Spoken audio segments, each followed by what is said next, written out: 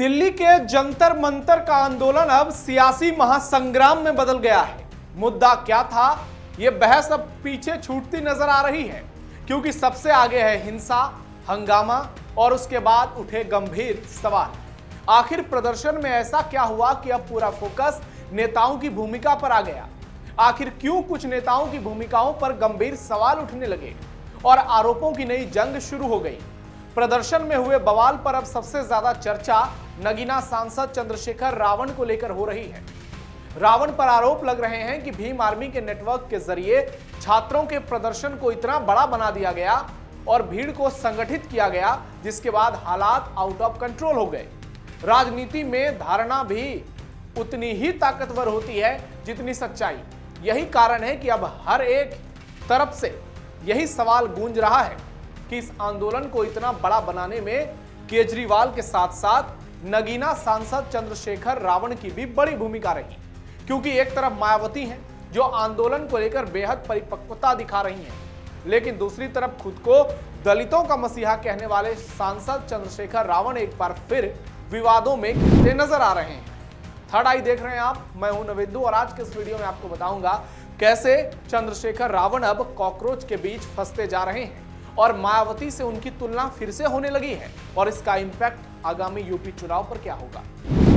जंतर मंतर पर नहीं थम रहा बवाल, सांसद रावण पर उठ रहे गंभीर सवाल। यूपी चुनाव से पहले सुनियोजित प्रदर्शन, मायावती ने रावण को गजब धोया। जंतर मंतर पर हुए विवादित प्रदर्शन में सांसद चंद्रशेखर रावण सबसे सक्रिय राजनीतिक चेहरों में शामिल रहे। वो प्रदर्शन के दौरान कई बार मंच पर पहुंचे, प्रदर्शनकारियों के साथ मंच शेयर किया, आंदोलनकारियों को संबोधित किया और आंदोलन को खुला समर्थन भी दिया। यहां तक कि बारिश में भीगकर भी बैठे रहे। उन्होंने अपने भाषणों और सोशल मीडिया मैसेज में सरकार की आलोचना करते हुए आंदोलन को जारी रखने की अपील की और इसे सामाजिक न्याय और संवैधानिक अधिकारों से जुड़ा मुद्दा बताया। रावण के पहुंचने के बाद वहां भीम आर्मी के लोगों की संख्या काफी बढ़ गई।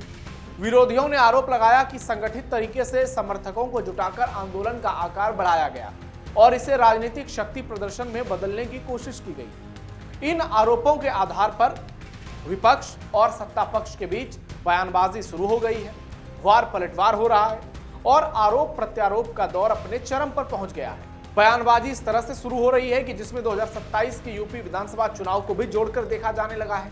हालांकि चंद्रशेखर रावण और उनकी पार्टी ने इन आरोपों को खारिज करते हुए कहा कि वो लोकतांत्रिक विरोध का समर्थन करने पहुंचे और किसी भी हिंसक घटनाओं से उनका कोई संबंध नहीं है। लेकिन प्रदर्शन के दौरान हिंसा करने वालों में कई लोगों के संबंध भीम आर्मी से होने के दावे किए जा रहे हैं और लोग ये कह रहे हैं कि वहां बड़ी संख्या में भीम आर्मी के लोग पहुंचे जिन्होंने प्रदर्शन में जमकर बवाल मचाया। प्रदर्शन के बाद जब हिंसा, पुलिस से टकराव और कानून व्यवस्था पर सवाल उठे, तब चंद्रशेखर रावण की भूमिका भी राजनीतिक बहस के केंद्र में आ गई। इस तरह जंतर मंतर का यह घटनाक्रम अब केवल एक प्रदर्शन नहीं, बल्कि चंद्रशेखर आजाद की राजनीतिक शैली, भीम आर्मी की जन संगठन क्षमता और 2027 की संभावित चुनावी राजनीति को लेकर चल रही व्यापक बहस का हिस्सा बन गया है। यूपी चुनाव से पहले रावण का बड़ा दांव। उत्तर प्रदेश की राजनीति में खुद को बहुजन नेतृत्व के नए चेहरे के तौर पर स्थापित करने की कोशिश में लगे रावण को लेकर सवाल इसलिए भी उठ रहे हैं क्योंकि उनकी सक्रियता वहां दूसरे नेताओं के मुकाबले ज्यादा रही। रावण पर आरोप लगा कि दिल्ली की सड़कें केवल विरोध दर्ज कराने का मंच नहीं थी, बल्कि 2027 के उत्तर प्रदेश विधानसभा चुनाव का राजनीतिक संदेश देने की भी कोशिश थी। दावा किया जा रहा है कि जितनी बड़ी भीड़ उतनी बड़ी राजनीतिक पहचान और उतना ही बड़ा चुनावी संदेश भी इसमें छिपा था। हालांकि रावण या उनकी पार्टी इस तरह के आरोपों को लगातार खारिज कर रही है, लेकिन राजनीतिक गलियारों में यह चर्चा है कि हर बड़े आंदोलन में उनकी सक्रियता, उनकी मौजूदगी केवल संयोग नहीं बल्कि राजनीतिक प्रयोग है। यही कारण है कि विरोधी उन्हें आंदोलनकारी नेता नहीं बल्कि आंदोलन आधारित राजनीति करने वाला चेहरा बता रहे हैं। वहीं मायावती से अक्सर चंद्रशेखर रावण की तुलना होती है, क्योंकि दोनों एक ही समाज से आते हैं और एक ही वर्ग की राजनीति करते हैं। लेकिन इस मामले में लोग रावण की जमकर आलोचना और मायावती की जमकर तारीफें कर रहे हैं और उसका क्या कारण है, चलिए आपको बताते हैं। बीएसपी सुप्रीमो मायावती का बड़ा फैसला। इस पूरे घटनाक्रम में एक और चेहरा चर्चा में रहा, नाम बीएसपी सुप्रीमो मायावती का। जी हाँ, बहुजन राजनीति की सबसे अनुभवी राजनेताओं में गिनी जाने वाली मायावती ने इस विवादित घटनाक्रम से खुद को साइड कर दिया। न जंतर मंतर की भीड़ में उनकी पार्टी दिखी, न वो नजर आई, न हिंसा के बाद किसी तरह का आक्रामक राजनीतिक दांव देखने को मिला। जंतर मंतर छात्र आंदोलन और उससे जुड़े राजनीतिक विवाद पर बीएसपी की राष्ट्रीय अध्यक्ष मायावती ने अपनी प्रतिक्रिया दी।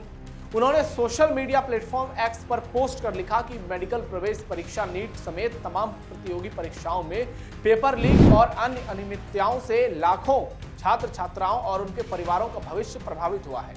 इस मुद्दे को गंभीरता से लेते हुए सरकार और संवैधानिक संस्थाओं को जल्द समाधान की दिशा में पहल करनी चाहिए।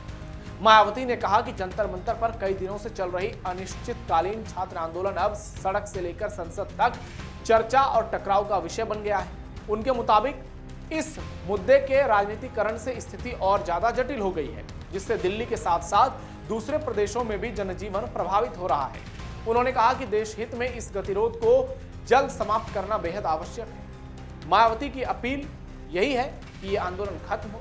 उन्होंने सरकार, न्यायपालिका और दूसरे संवैधानिक संस्थाओं से आग्रह किया कि वो देश और जनहित से जुड़े इस संवेदनशील मुद्दे के समाधान के लिए सक्रिय भूमिका निभाएं।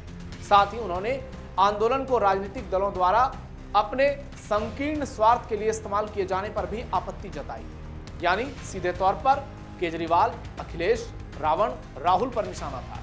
मायावती ने कहा कि आंदोलन का राजनीतिकरण, सड़क से संसद तक टकराव और हिंसा किसी भी दृष्टि से उचित नहीं है। उन्होंने सरकार और आंदोलनकारियों से अपील की कि वो आपसी संवाद और शांतिपूर्ण तरीके से जल्द समाधान निकालें, ताकि छात्रों के हितों की रक्षा हो सके और सामान्य जनजीवन प्रभावित ना हो सके।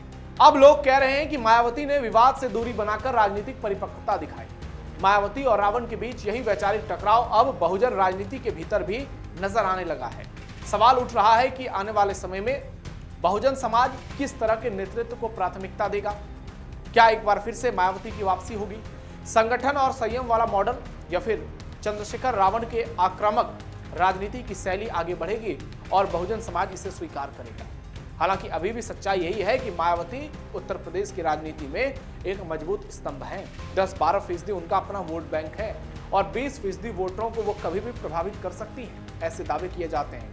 ऐसे में मायावती का रुख निश्चित तौर पर चंद्रशेखर रावण के लिए यहाँ पर मुश्किलें खड़ी करता है। योगी बोले, राजनीति से प्रेरित पूरा आंदोलन। गोरखपुर दौरे के दौरान उत्तर प्रदेश के सीएम योगी आदित्यनाथ ने जंतर मंतर पर हुए विवादित प्रदर्शन और उससे जुड़े घटनाक्रम पर जोरदार पलटवार किया। उन्होंने आरोप लगाया कि यह आंदोलन अपने मूल मुद्दे से भटककर पूरी तरह राजनीति से प्रेरित अभियान बन गया है। मुख्यमंत्री ने कहा कि कुछ राजनीतिक दल और संगठन युवाओं की भावनाओं का इस्तेमाल कर माहौल बिगाड़ने और अराजकता फैलाने की कोशिश में लगे हैं। उनका कहना था कि लोकतंत्र में शांतिपूर्ण विरोध का अधिकार हर किसी को है, लेकिन हिंसा, सार्वजनिक संपत्ति को नुकसान, पुलिस पर हमला और कानून व्यवस्था को चुनौती देना किसी भी परिस्थिति में स्वीकार्य नहीं होगा। योगी ने कहा कि ये भी उत्तर प्रदेश में कानून हाथ में लेने वालों के खिलाफ सख्त कार्रवाई की जाती है और आगे किसी भी को अराजकता फैलाने की छूट नहीं दी जाती है। उन्होंने आरोप लगाया कि कुछ लोग जनहित के मुद्दों को राजनीतिक अवसर में बदलने की कोशिश में लगे हैं और चुनावी लाभ के लिए आंदोलन का इस्तेमाल कर रहे हैं। मुख्यमंत्री के इन बयानों के बाद राजनीतिक बहस और तेज हो गई।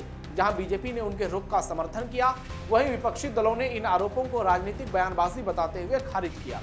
इस तरह गोरखपुर से दिया गया योगी आदित्यनाथ का बयान अब इस पूरे विवाद में एक नया राजनीतिक आयाम जोड़ता हुआ नजर आता है, जिससे साफ साफ ये प्रतीत होता है कि योगी आदित्यनाथ इस पूरे मामले में सबसे अलग नजर आ रहे हैं। और यही कारण है कि दंगाइयों की, अराजक तत्वों की एंट्री यूपी में नहीं हो पा रही है।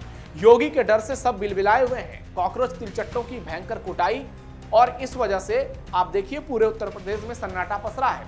कहीं भी आंदोलन की हवा नजर नहीं आ रही है, क्योंकि सामने योगी आदित्यनाथ खड़े हैं।